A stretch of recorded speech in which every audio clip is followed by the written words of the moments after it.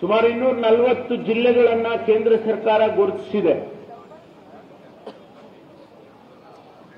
ಆ 244 ಅಂತ ಕಾಣ್ತದೆ,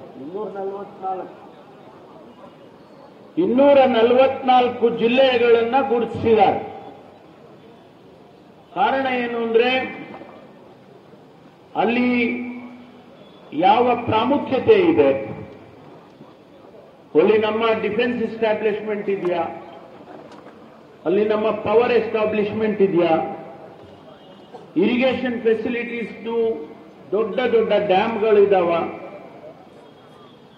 ಅಥವಾ ದೊಡ್ಡ ದೊಡ್ಡ ಕೈಗಾರಿಕೆಗಳಿದಾವ, ಅಥವಾ ಹೆಚ್ಚು ಜನ ಜೀವನ ಮಾಡ್ತಕ್ಕಂಥ ಪಟ್ಟಣಗಳಿದ್ದಾವ. ಈ ಎಲ್ಲವನ್ನು ಕೂಡ ಗುರುತು ಹಚ್ಚಿ 244 ಜಿಲ್ಲೆಗಳನ್ನು ಗುರುತಿಸಿದ್ದಾರೆ. ನಮ್ಮ ರಾಜ್ಯದಲ್ಲಿ ಸುಮಾರು 3 ಜಿಲ್ಲೆಗಳನ್ನು ಗುರುತಿಸಿದ್ದಾರೆ.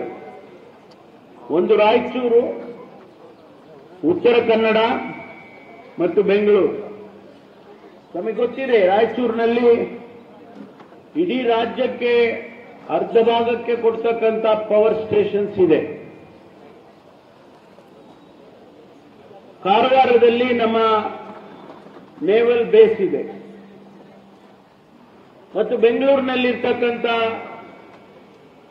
ಬಹಳ ಪ್ರಾಮುಖ್ಯವಾದಂಥ ಕಾರ್ಖಾನೆಗಳು, ಡಿಫೆನ್ಸ್ ಎಸ್ಟಾಬ್ಲಿಷ್ಮೆಂಟ್ಗಳು ಮತ್ತು ಐಟಿ ಸೆಂಟರ್ಗಳು ಇಡೀ ದೇಶದ ಆರ್ಥಿಕ ವ್ಯವಸ್ಥೆಗೆ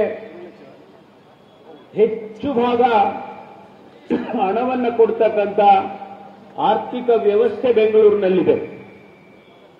ಕರ್ನಾಟಕ ಸರ್ಕಾರ ತಮಗೆಲ್ಲ ಗೊತ್ತಿದ್ದಾಗೆ ಇಡೀ ದೇಶಕ್ಕೆ ಗೂಡ್ಸ್ ಅಂಡ್ ಸರ್ವಿಸಸ್ ಟ್ಯಾಕ್ಸ್ ಅನ್ನ ಕಟ್ಟತಕ್ಕಂಥದ್ದು 2ನೇ ಸ್ಥಾನದಲ್ಲಿದೆ. ಯಾಕೆ ಅಂತ ಹೇಳಿದ್ರೆ ಅಷ್ಟೊಂದು ಆರ್ಥಿಕ ವ್ಯವಸ್ಥೆ ಈ ರಾಜ್ಯದಲ್ಲಿದೆ. ಅದಕ್ಕಾಗಿ ಅದನ್ನೇ ಹಾಗೆ ಕಾಪಾಡ್ಕೋಬೇಕು. ಇದೆಲ್ಲವನ್ನು ಗಮನಿಸಿ ನಮಗೆ 3 ಜಿಲ್ಲೆಗಳನ್ನು ಐಡೆಂಟಿಫೈ ಮಾಡಿದ್ದಾರೆ. ಅದನ್ನು ನಾವು ಇವತ್ತು ಅಲ್ಲಿ ಕೂಡ ಇದೇ ರೀತಿ ಡ್ರಿಲ್ಗಳು ಮಾಡಿ ಜನಸಮುದಾಯಕ್ಕೆ ಈ ಮಾಹಿತಿಗಳನ್ನು ಒದಗಿಸುವಂತ ಕೆಲಸವನ್ನ ನಮ್ಮ ಇಲಾಖೆಯವರು ಮಾಡ್ತಾ ಇದ್ದಾರೆ. ಹಾಗಾಗಿ ಇವತ್ತು ಬಹಳ ಪ್ರಾಮುಖ್ಯವಾಗಿರ್ತಕ್ಕಂಥ ಈ ವಿಚಾರ. ಬಹಳ ನಾನು ಕೆಲವನ್ನ ಡ್ರಿಲ್ ನೋಡ್ತಾ ಇದ್ದೆ, ಆದರೆ ಇನ್ನೂ ಸ್ವಲ್ಪ ಫಾಸ್ಟ್ ಆಗಿ ಆಗ್ಬೇಕು. ಅಲ್ಲಿ ಬೋಟ್ನಲ್ಲಿ ರೆಸ್ಕ್ಯೂ ಮಾಡಿದ್ರು, ಬೋಟ್ನಲ್ಲಿ ರೋವಿಂಗ್ ಮಾಡ್ಕೊಂಡು ಬಂದ್ರು. ನಾನು ನಮ್ಮ ಡಿಜಿ ಅವ್ರಿಗೆ ಹೇಳ್ತಾ ಇದ್ದೆ, ಇದು ಮೋಟಾರ್ ಬೋಟ್ ಆದ್ರೆ ಬೆಟರ್ ಇರ್ಬೋದು ಅಂತ. ಅವ್ರಿಗೆ ನಿನ್ನೆ ತಾನೇ ಮಾಹಿತಿ ಬಂದಿದೆ, ಅದಕ್ಕಾಗಿ ಅದನ್ನೆಲ್ಲ ಅರೇಂಜ್ ಮಾಡೋದಕ್ಕೆ ಆಗಲಿಲ್ಲ. ಇನ್ ಆಕ್ಚುಯಲ್ ಸಿಚುವೇಶನ್ ನಾವು ಅದೆಲ್ಲ ಮಾಡ್ಕೊಳ್ತೀವಿ ಅಂತಕ್ಕಂಥ ಮಾತನ್ನು ಹೇಳಿದ್ರು. ಯಾಕೆಂದ್ರೆ ಪ್ರತಿಯೊಂದು ನಿಮಿಷ ಕೂಡ ಬಹಳ ಮುಖ್ಯ. ಯಾರನ್ನು ರೆಸ್ಕ್ಯೂ ಮಾಡುವಾಗ ಒಂದು ನಿಮಿಷ ಕೂಡ ಮನುಷ್ಯನಿಗೆ ಪ್ರಾಣ ಹೋಗುತ್ತೆ ಅಂತ ಸಂದರ್ಭದಲ್ಲಿ ರೆಸ್ಕ್ಯೂ ಮಾಡುವಾಗ ಆ ನಿಮಿಷ ಕೂಡ ಬಹಳ ಮುಖ್ಯ ಆಗುತ್ತೆ. ಆದ್ರಿಂದ ಈಗ ನಾನು ನೋಡಿದೆ, ಲ್ಯಾಡರ್ನಲ್ಲಿ ಕೆಳಗಡೆ ಇಳಿಸ್ತಾ ಇದ್ರು.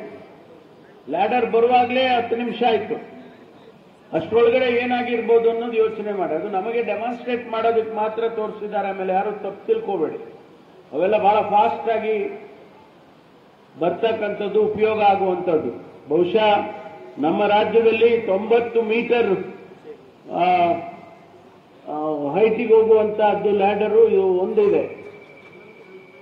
ಈಗಾಗಲೇ 75 ಮೀಟರ್ಸ್ ಒಂದಿದೆ, 90 ಮೀಟರ್ಸ್ ಒಂದಿದೆ. ಯಾಕೆಂದ್ರೆ ಹೈ ರೈಸ್ ಬಿಲ್ಡಿಂಗ್ಸ್ಗಳು ಬಹಳ ಆಗಿದ್ದಾವೆ.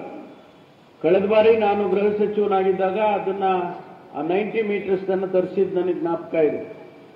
ಯಾಕೆಂದ್ರೆ ಬಹಳ ಹೈ ರೈಸ್ ಬಿಲ್ಡಿಂಗ್ಗಳು ಬಹಳ ಹೆಚ್ಚು ಇರೋದ್ರಿಂದ ಅಲ್ಲಿ ಎಲ್ಲಾದ್ರೂ ಬೆಂಕಿ ಎತ್ಕೊಂಡ್ರೆ ಅಥವಾ ಏನಾದ್ರೂ ಕೂಡ ಆ ರೀತಿ ಆಯ್ತು ಅಂತಂದ್ರೆ ಅವರನ್ನ ಕೆಳಗಡೆ ಕರ್ಕೊಂಡು ಬರೋದಕ್ಕೆ ಅಥವಾ ರೆಸ್ಕ್ಯೂ ಮಾಡೋದಕ್ಕೆ ಅಷ್ಟು ದೊಡ್ಡ ಲ್ಯಾಡರ್ ಇರಲಿಲ್ಲ ನಮ್ಮ ಹತ್ರ.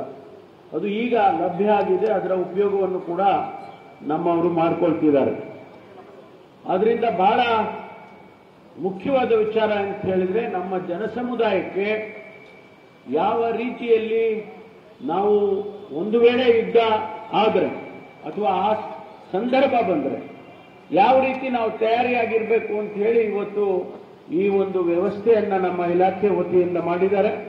ಇದನ್ನ ಹೆಚ್ಚೆಚ್ಚು ಮಾಧ್ಯಮ ಸ್ನೇಹಿತರು ನಾನು ವಿನಂತಿ ಮಾಡ್ಕೊಳ್ತೇನೆ ನಿಮಗೆ, ಇಡೀ ರಾಜ್ಯಕ್ಕೆ ಇದನ್ನ ತೋರಿಸಬೇಕು, ಆ ಮಾಹಿತಿಗಳು ಹೋಗಬೇಕಾಗ್ತದೆ ಅನ್ನುವಂಥದ್ದು ನನ್ನ ಮನವಿ. ಯಾಕೆಂದ್ರೆ ಎಲ್ಲಿ ಆಗುತ್ತೆ ಏನೋ ಈ ಪರಿಸ್ಥಿತಿ ಎಲ್ಲಿ ಬರುತ್ತೆ ಅನ್ನೋದು ನಮಗೆ ಗೊತ್ತಾಗೋದಿಲ್ಲ.